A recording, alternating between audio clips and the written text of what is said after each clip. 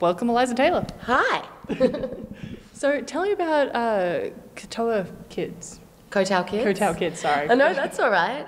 It's a documentary that I made with my little brother about a school I run in Thailand called Kotao International Primary.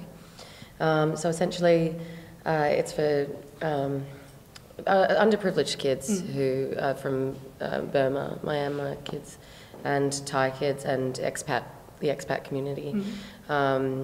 It's just so that they actually can afford an education. It's great. That's amazing. Why did you choose that area? Why those kids?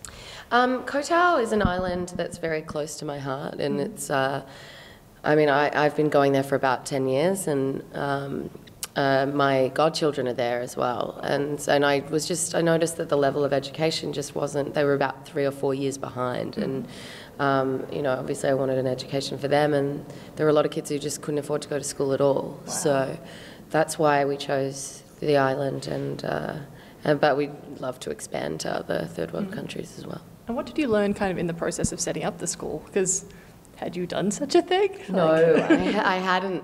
There was a lot of red tape involved. The Thailand government didn't really understand the not-for-profit structure. Yeah. But, with a lot of hard work and a great team behind us, we managed to pull it off, and now the kids are having a great time and learning. Yeah. And how can people see this documentary if they want to at home? We're going to be, we had our premiere on Friday at Supanova, and we're going to screen it again on the Gold Coast.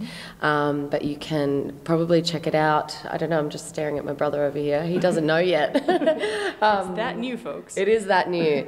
We haven't figured it out, but we want to get it out there into the public. So I'll be Instagramming and tweeting, as soon as we have kind of sat down and figured out the best way to go about it. So watch this space. Yes. So speaking of other projects, and on a much lighter note, A Christmas Inheritance was awesome. Thank you. How did that, was that cool? Was that fun? It was so fun. It was, because playing Clarke on the 100 is a joy, but she doesn't get to have much fun, So it was really nice to do something where I got to do a bit of physical comedy and it was just really light and heartwarming. So it was great. And were you already a fan of the cheesy Christmas movie genre? Absolutely. Yeah. Yeah. Love the holiday and, all of those sorts. Yeah. Cool. Yeah. Now, speaking of Clarke never having any fun, the 100 is super stressful and depressing and awesome and fun, but also it seems like it's really hard.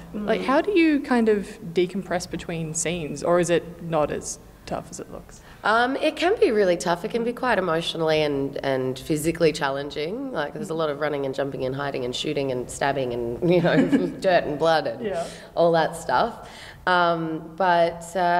It's luckily we have just an incredible crew and cast who, all kind of hold each other up, But it definitely, there are times when you get home from, killing people all day and you're like, wow, I'm exhausted.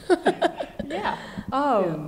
Do you ever place bets on which character's going to die next? No, we just never know. I mean, it could be me, who knows? Hopefully not. I just try not to piss off the writers. Yeah.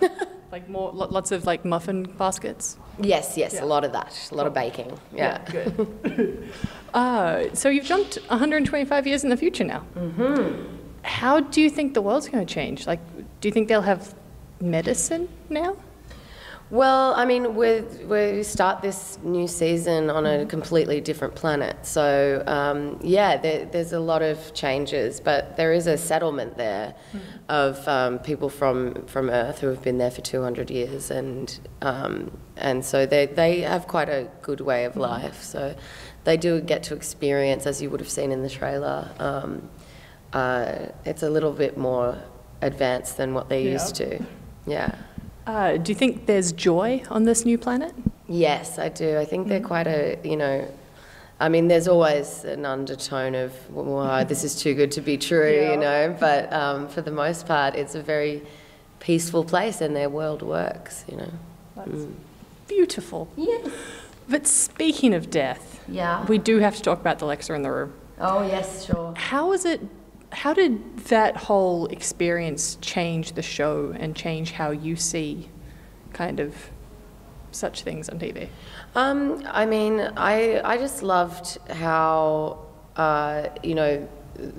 like Clarke's bisexuality to be just, not gratuitous, not made a big deal of, not, judged. Like, it was just like love is love, And I thought that was really, really cool. And I think Clarke was the first bisexual character on network television, which is in America anyway. Callie on Grey's Anatomy probably.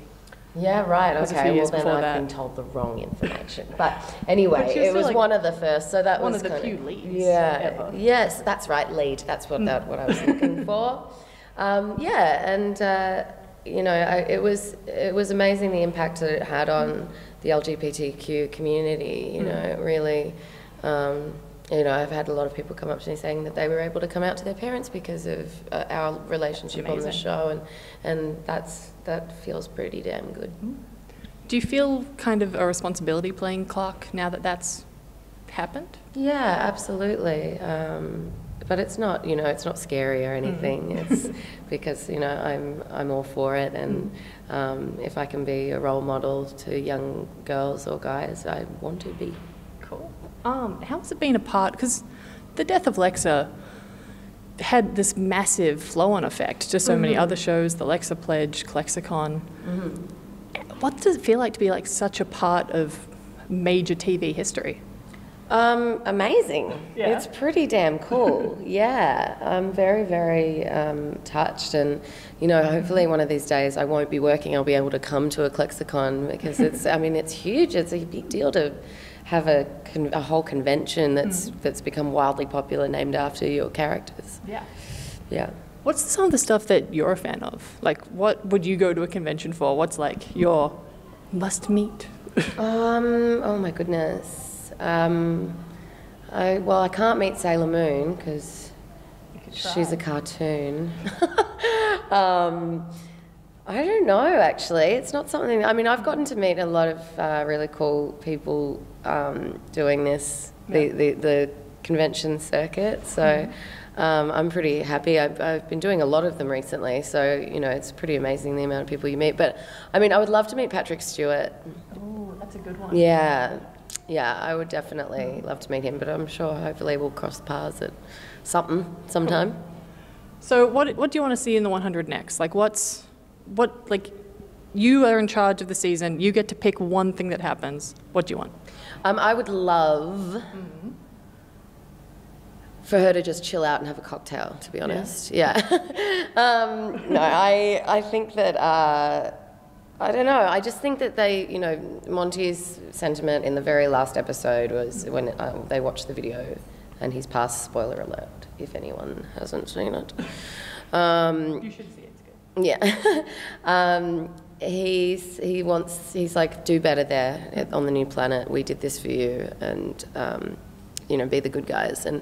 And I think that they do deserve a second chance, and I want to see them prevail in being or living a more peaceful existence.